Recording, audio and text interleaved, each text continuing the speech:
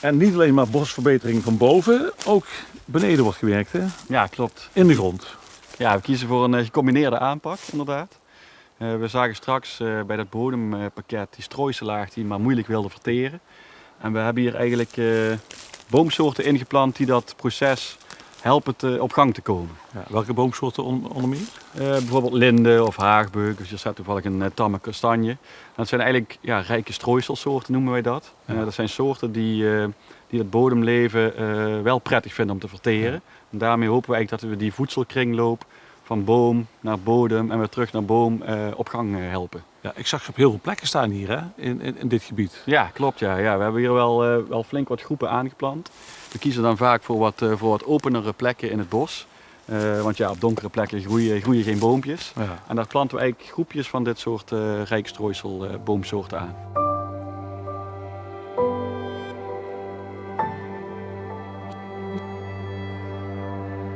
De koker die is voor de...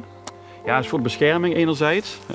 Veel te maken met reevraat hier in de bossen, dus hier kan een ree niet bij. Nee. Maar je ziet eigenlijk ook wel hier die druppeltjes aan de zijkant. Het is eigenlijk een soort mini broeikastje. Ja. Het houdt wat beter het vocht vast en daar groeien die bomen eigenlijk weer beter door. Ja, ook hier is steenmeel ingevallen dan? Ja, klopt. Ja, in principe zou hier steenmeel ingevallen moeten zijn. Ja. Maar het gaat natuurlijk om de bodem uiteindelijk. Ja. Maar ik begrijp dat het een samenwerking moet zijn, hè? En de steenmeel en de nieuwe bomen. Ja, dat werkt wel het beste. Want je wil, het gaat eigenlijk, alles is erop gericht om dat bodemleven op gang te krijgen. Ja, daar helpen die boomsoorten bij. En het minder zuur maken van die bodem door het steenmeel helpt er ook bij. Wanneer zien wij het resultaat van het steenmeel en van de aanplant? Ja, dan zijn we toch wel tientallen jaren verder.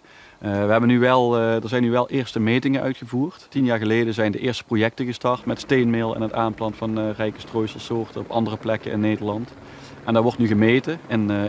In het blad zien we al mineralen zoals magnesium al wat vaker terugkomen. En ook het aandeel regenwormen en paddenstoelen en schimmels neemt toe in de bodem. Ja.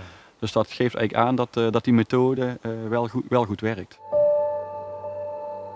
Door hier die nieuwe soorten in te brengen, die bodembeestjes, die vinden ze lekkerder. Hè? Dus die eten ze eerder op, poepen ze ook weer eerder uit. Ja. En dat zijn weer de voedingsstoffen dadelijk voor het nieuwe bos.